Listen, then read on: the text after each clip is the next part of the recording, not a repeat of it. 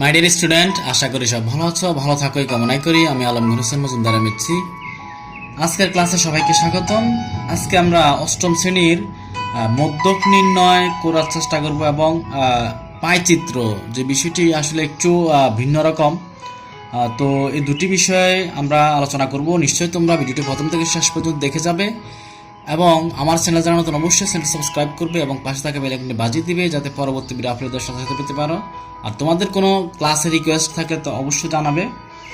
তো দেখো, আমরা মধ্যক নির্ণয় করার জন্য আমি এখানে একটি সারণী নিয়েছি। এখানে 50 জন শিক্ষার্থীর প্রাপ্ত নম্বর দেওয়া আছে। 60 নম্বর করে পেয়েছে 5 জন, 65 নম্বর করে পেয়েছে 8 জন, 70 নম্বর করে পেয়েছে 11 জন, 75 নম্বর করে পেয়েছে 15 জন, 80 নম্বর করে পেয়েছে 8 জন। এই হচ্ছে আমার গণসংখ্যা আর এই হচ্ছে আমার প্রাপ্ত নম্বরগুলো। তো দেখো, এই মধ্যক নির্ণয় করার জন্য আমরা একটি সারণী তৈরি করতে হবে। সেই সারণীটির নাম হচ্ছে ক্রমযোজিত গণসংখ্যা সারণী। এই সারণীর সাহায্যে আমরা মধ্যক নির্ণয় করব। তো দেখো, এই সারণীটির 3টি কলাম থাকে। আমরা এখানে সারণীটি করিয়ে নিয়েছি। দেখো, 3টি কলাম থাকবে। একটি হচ্ছে প্রাপ্ত নম্বর, গণসংখ্যা এবং ক্রমযোজিত গণসংখ্যা। তো এটি একটু দেখার চেষ্টা করো। আমাদের প্রাপ্ত নম্বরগুলো এগুলো ছিল আসলে এইভাবে, সারণীটা এইভাবে ছিল, কিন্তু আমরা এটাকে এখানে এইভাবে সাজিয়ে নিয়েছি। অর্থাৎ এখানে সারিটা হয়ে গেছে কলাম আর কলামটা হয়ে গেল সারি। দেখো, প্রাপ্ত নাম্বার এখানে কত আছে? 60 আমরা বসিয়ে দেব। তারপর দেখো কত আছে? 65 আছে, 65 বসিয়ে দাও। তারপর 70, তারপর আছে 75, তারপর আছে 80, 85 আছে। এখানে একটু মনোযোগ দিয়ে বোঝার চেষ্টা করো। নিশ্চয়ই যদি এটি মনোযোগ দিয়ে দেখো, অবশ্যই তুমি এই ধরনের সারণীর মধ্যক নির্ণয় তুমি অবশ্যই পারবে। তারপর দেখো, গণসংখ্যাগুলো এখানে আছে 5, 8, 11, 15, আবারও 8, 3। তো মোট গণসংখ্যা এখানে আমরা 50, এখানে আমরা লিখে নিয়েছিলাম মোট গণসংখ্যা 50। এখন দেখো, এটি তো আমাদের উদ্দীপকে দেওয়াই ছিল। আমরা ক্রমযোজিত গণসংখ্যা সারণী আসলে কি, ক্রমযোজিত গণসংখ্যা কি আসলে সেটা জানার চেষ্টা করব। তো ক্রমযোজিত মানে ক্রমানুসারে যোগ করে যে গণসংখ্যা পাওয়া যায় সেটা হচ্ছে ক্রমযোজিত গণসংখ্যা। একটু খেয়াল করবে, যে গণসংখ্যাগুলো ক্রমানুসারে যোগ করে পাওয়া যায় সেই গণসংখ্যাকে আসলে ক্রমযোজিত গণসংখ্যা বলে। তো দেখো, আমরা ক্রমযোজিত গণসংখ্যা কীভাবে বের করব? প্রথম ঘরে যা ছিল সেটি ঠিক তুমি যা আছে তাই বসিয়ে দেবে। তারপর দেখো, এখানে ছিল 5, এই 5-এর সাথে দ্বিতীয় ঘরের যেটা ছিল সেটা যোগ হয়ে যাবে। দেখো, এই 5-এর সাথে 8 যোগ হয়ে যাবে, 8 5 13। তারপর দেখো, এই 13-র সাথে এই 13 এখানে চলে আসবে, 13-র সাথে যোগ হয়ে যাবে পরের ঘরে এটি 11, তো যোগ করলে হয়ে যাবে 4 24। তারপরে আসো, এই 24-এর সাথে এই 24 চলে আসবে নিচে, 24-এর সাথে তুমি 15 যোগ করে দেবে, তাহলে হয়ে যাবে দেখো 39। তারপর দেখো, 39-এর সাথে এই 8 যোগ হয়ে যাবে, প্লাস 8 ইকুয়াল টু হচ্ছে কত? 39 আর 8 হচ্ছে 47। তারপর দেখো, 47-এর সাথে আমরা যোগ করে দেব এইটি, তাহলে কত? 3 সমান এই হচ্ছে আমার 50। মোট গণসংখ্যা আমরা পেয়ে গেছি।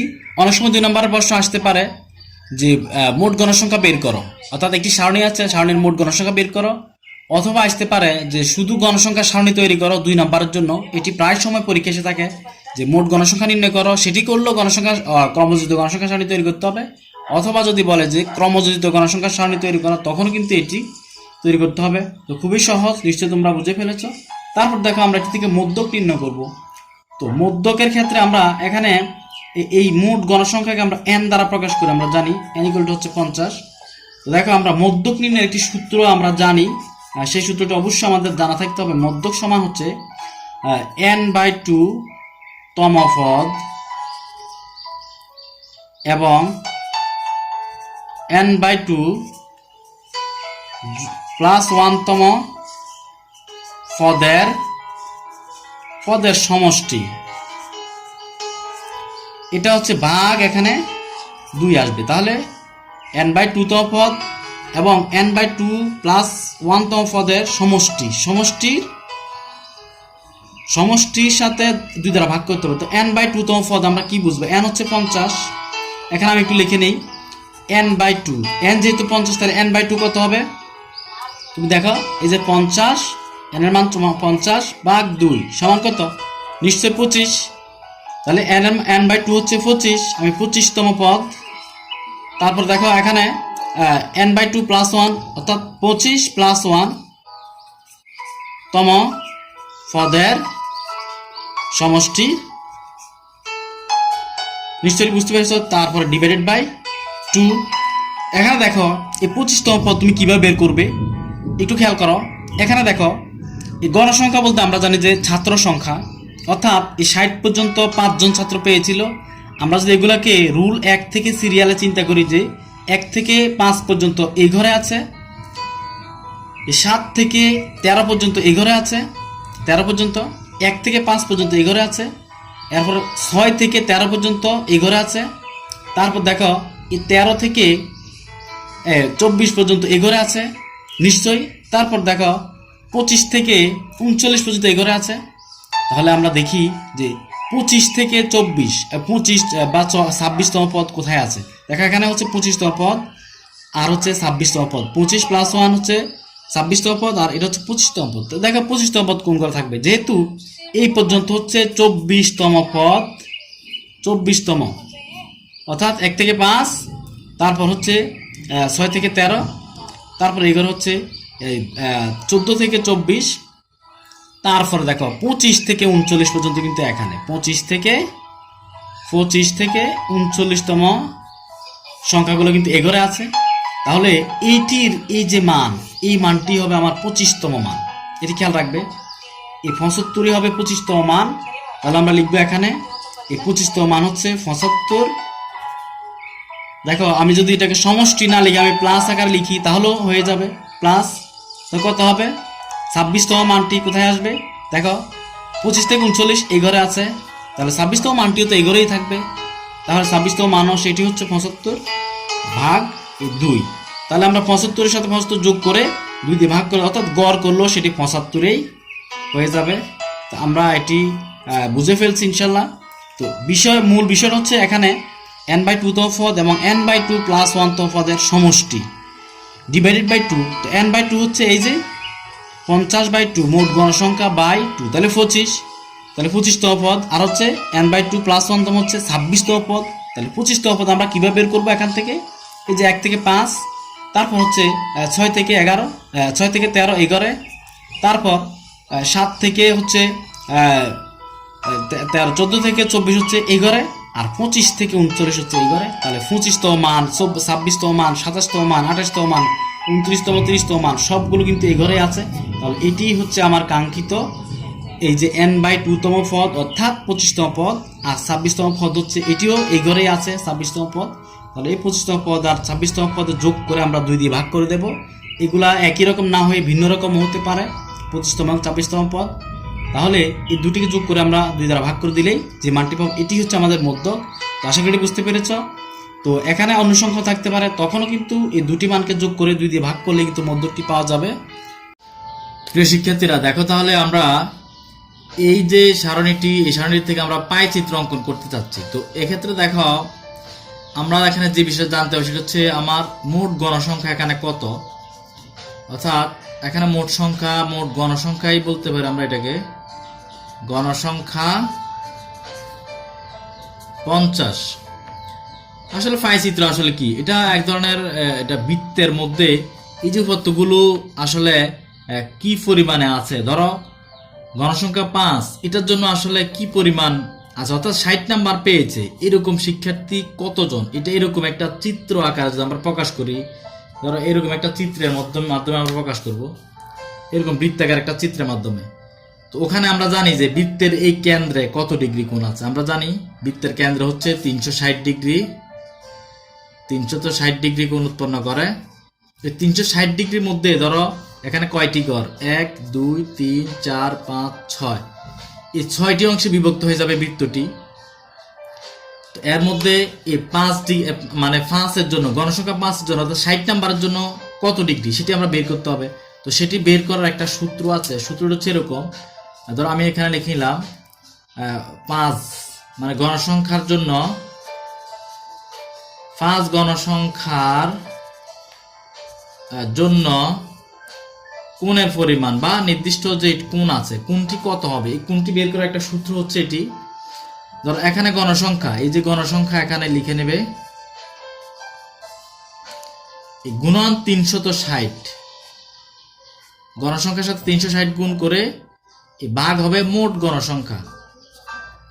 মোট গণসংখ্যা, তো দেখো এখানে গণসংখ্যা হচ্ছে এই 5, তাহলে 5 গুণন হচ্ছে 360, আর এখানে দেখো মোট গণসংখ্যা কত, এই যে এটি 50।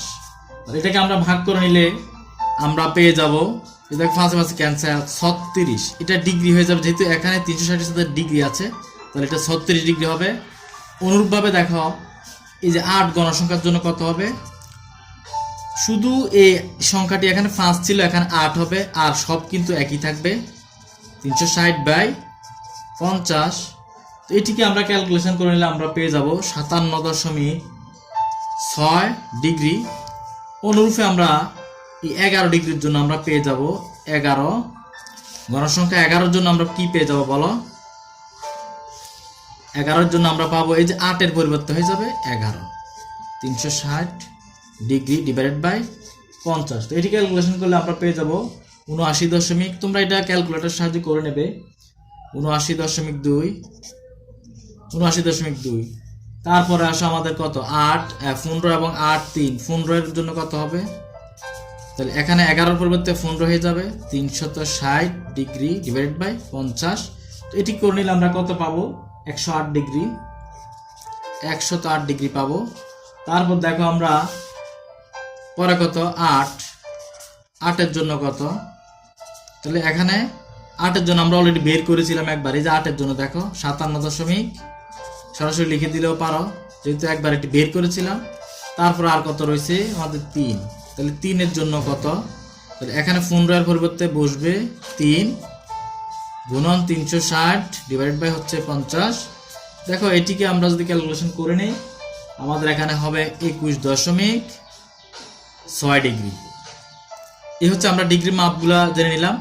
এখানে দেখো একটি বিষয় খেয়াল রাখবে, এই 36, 57.5, 79.2, 108, 57.5, এই যে এই সবগুলা যোগ করলে কিন্তু হবে কত, নিশ্চয়ই তোমরা এটি বুঝে ফেলছো, 360 ডিগ্রি হতে হবে, 360 ডিগ্রি।